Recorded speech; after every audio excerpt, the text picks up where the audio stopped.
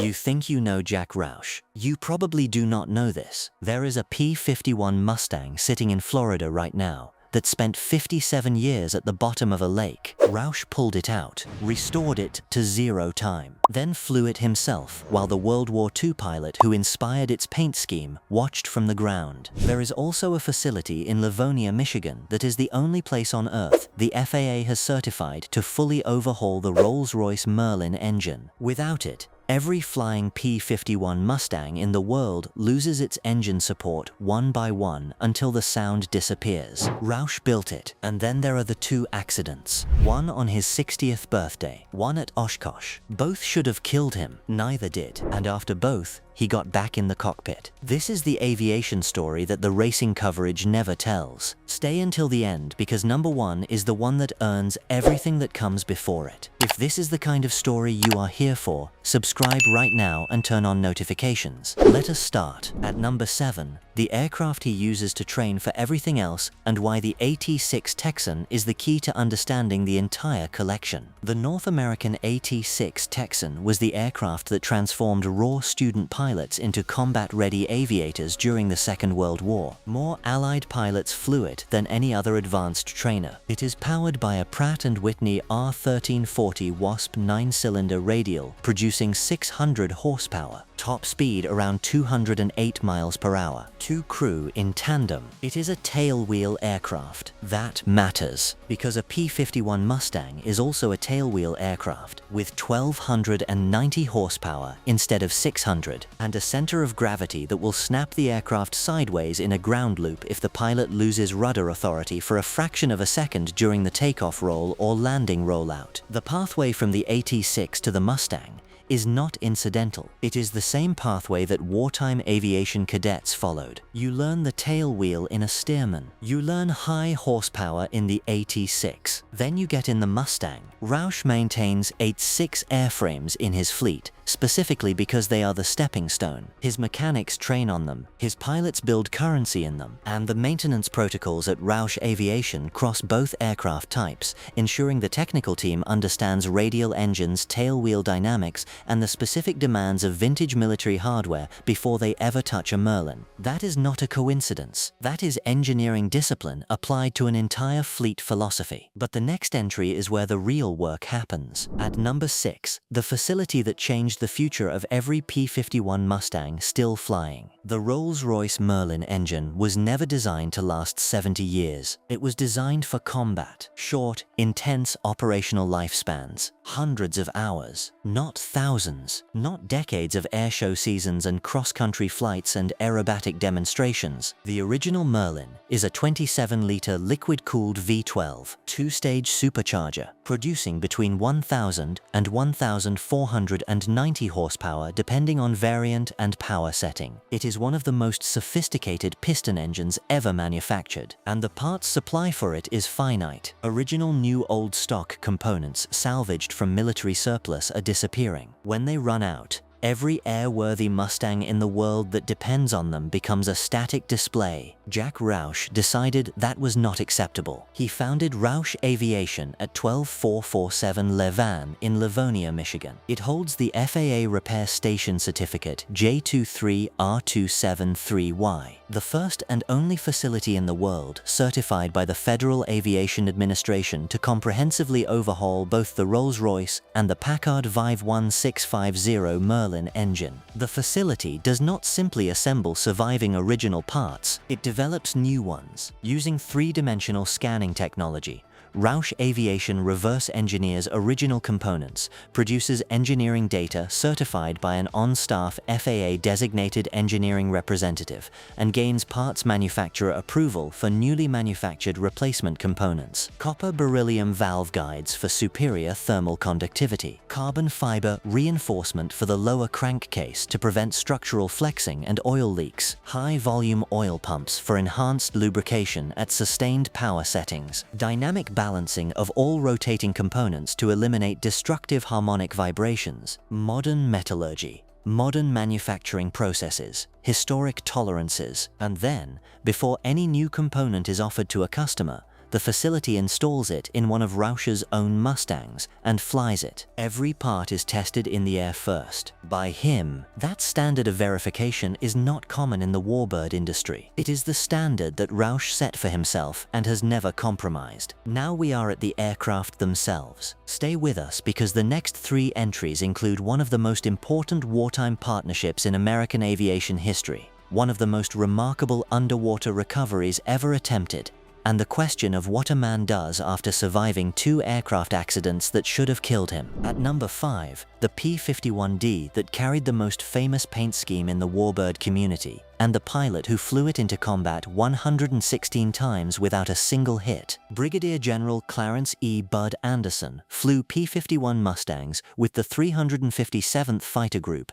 out of RAF Leston in England beginning in February 1944. The 357th was among the most lethal fighter groups the United States Army Air Forces ever put in the air. 609 Luftwaffe aircraft destroyed in 15 months of combat, a pace that no other fighter group in the entire war matched. Anderson himself flew 116 combat missions, 2 complete tours of duty in less than a year. He ended the war as a triple ace, with 16 1/4 confirmed aerial victories, the leading ace of the 363rd Fighter Squadron. He was never shot down, never sustained a single hit from enemy aircraft fire, never aborted a mission due to mechanical failure. He named his aircraft Old Crow after a brand of Kentucky bourbon. Roush's entry into the warbird community eventually brought him into a close personal friendship with Anderson that lasted for the rest of Anderson's life. Roush's first Old Crow, serial number 44-74474,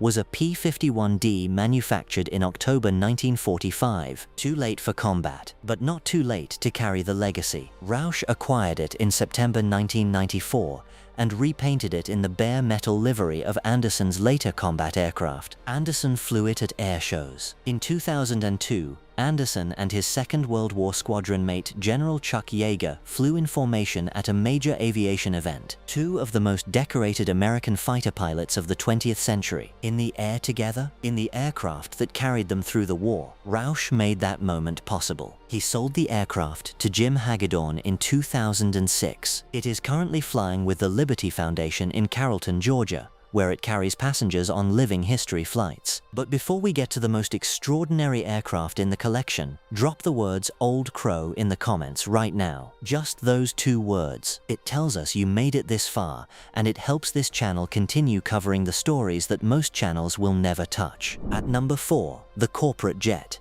the accident at Oshkosh, and the reason every pilot in the world should study what happened that afternoon. On July 27, 2010, Roush was flying his 2006 Hawker Beechcraft 390 Premier IA, registration N6JR, on an approach to Oshkosh for EAA AirVenture. He held an airline transport pilot certificate. He had logged over 9,000 total flight hours. He was cleared by ATC to land on runway 18R. A Piper Cub was cleared for immediate takeoff ahead of him, with instructions to turn immediately after departure. Roush was not monitoring the departure frequency. He did not know about the Cub. He saw it as he turned final. He perceived a collision risk. He initiated a go-around. The Piper Cub, it turned out, was already clear, already airborne, already turned away. The runway was open, but Roush was already committed to the go-around, and in the execution of that go-around, he advanced the thrust levers only 1/3 of the way forward. The aircraft flight manual stipulates full firewall takeoff power immediately, not 1/3. Full. The Premier IA at low altitude with full flap and gear deployed and decaying airspeed required every pound of thrust both Williams FJ44 turbofans could produce to recover. It did not get it. The stall warning activated. The stick shaker fired. The stick pusher tried to force the nose down. Roush later told investigators he did not recall hearing the oral stall warning, auditory exclusion under high-stress task saturation. His attention was outside the cockpit, scanning for the Cub. The right wing dropped. The aircraft stalled fully and impacted the grass west of the runway at high sink rate in a steep nose-down right wing low attitude. The NTSB concluded,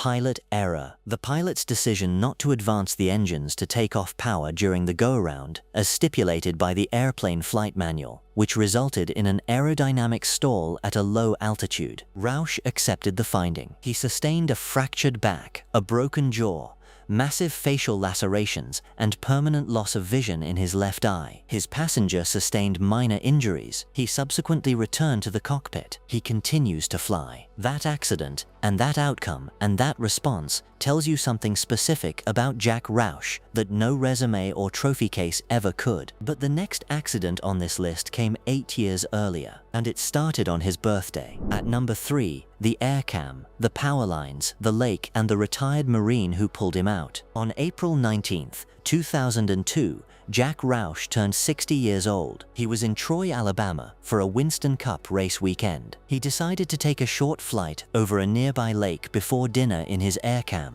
a twin-engine experimental open cockpit pusher aircraft originally developed for aerial photography over jungle environments. 100 horsepower per engine. Exceptional slow flight capability. Great visibility. Not ideal for power line detection at speed. Roush flew over one set of power lines spanning the lake. He did not see the second set on the other side. One high-tension cable struck the windshield, then the headrest directly behind his neck. The aircraft went in nose first, approximately 8 feet of water. Roush was rendered completely unconscious on impact. He had a severe cerebral concussion, multiple broken ribs, and fractures to both legs. He was underwater, unconscious, trapped in the fuselage. A retired United States Marine named Larry Hicks was in a boat nearby. He dove into 8 feet of fuel-contaminated water. He found Roush. He extricated him from the wreck. He dragged him to the surface. He administered CPR on the bank. Hicks himself sustained first-degree chemical burns across his body from the aviation fuel and severe muscle cramps from the exertion. Roush was airlifted to UAB Hospital in Birmingham. He spent several days in intensive care. He survived. He got back in the cockpit. That is who Jack Roush is. Keep watching, because number 2 and number 1 are the 2 Mustangs that define everything this collection is actually about. At number 2, the P-51D that started as a Reno racer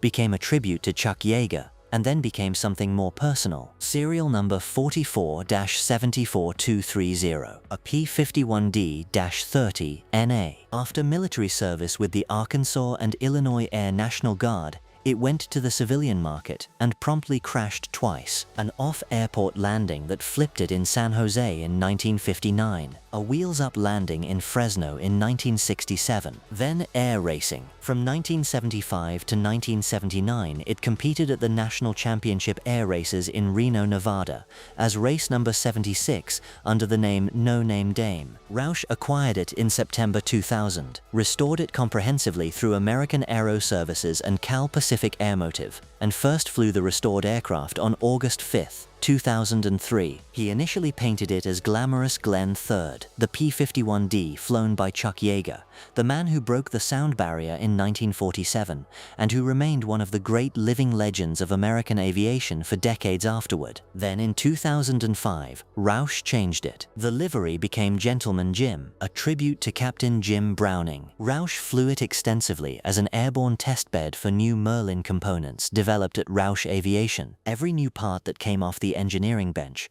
went into a real aircraft in real flight conditions. Gentleman Jim was that aircraft. He sold it in 2023 to Bob Bull of Warbirds 3 LLC in Kalispell, Montana. It is still flying. And now number 1. The aircraft that spent 57 years at the bottom of a lake. At number 1, the P-51B that killed its pilot in 1944. Was found when a drought dropped the water level and came back to the sky 64 years later, with Bud Anderson watching from the ground. Serial number 43-12252, a P-51B-1NA. On November 14, 1944, First Lieutenant Dean Gilmore was flying this aircraft on a low-level navigation training mission over Lake Louise near Clermont, Florida. The aircraft struck the surface at high speed. Gilmore was killed. Local fishermen brought his body to shore. The aircraft sank. It stayed there for 57 years. In 2001, a severe drought reduced water levels in the region to historic lows. The airframe was suddenly exposed, mud-caked, corroded, exactly where it had come to rest in 1944. After authorities investigated and the deceased pilot's family was notified, Roush acquired the wreckage in 2002. The aircraft was officially registered to him as N551E on July 24, 2003. Comprehensive ground-up restoration began in 2004 under master restorer Art Teeters at Cal Pacific Airmotive in Salinas, California. The process required the painstaking recreation and repair of the corroded fuselage, installation of the Malcolm Hood canopy modification specific to early B-model Mustangs, complete zero-time overhaul of a Packard V1650 Merlin engine, wings rebuilt, tail sections fabricated, skins replaced, painted in the early war olive drab camouflage and the markings of Bud Anderson's original P-51B Old Crow, the aircraft that Anderson had flown before the bare metal D model. On June 8, 2008, the aircraft completed its first test flight, its first time in the air since the day it killed Dean Gilmore in 1944. 64 years between flights. 10 days later, Jack Roush flew it himself for the first time, and Bud Anderson was there, standing on the ground at Salinas Airport, watching an aircraft, painted in the colors and markings of his own wartime fighter, resurrected from a Florida lake, flown by the man who had spent years and millions of dollars making the moment possible. Anderson was at the 2008 EAA Air Venture debut as well. He was at every event. He was Roush's closest friend in the Warbird community for over 3 decades. Anderson died on May 17, 2024, at the age of 102, at EAA Air Venture on July 23, 2024. 3 Mustangs gathered in the air over Oshkosh in tribute. Jack Roush's former Gentleman Jim Hagedorn's D-model Old Crow, Bob Bull's C-model Old Crow. 3 aircraft painted in the colors of the 357th Fighter Group, flying for a man who had flown 116 missions and never been hit, who had lived to 102, who had watched his own aircraft pulled from a lake and returned to the sky, and who had spent the last decades of his life watching Roush keep the sound of the Merlin alive for people who were not born when it mattered most. That is what this collection is. It is not trophies. It is not status. It is one engineer's refusal to let the sound disappear. Tell us in the comments which aircraft from this collection you would most want to hear fly in person. And if you are here for aviation history told the way it deserves to be told, subscribe.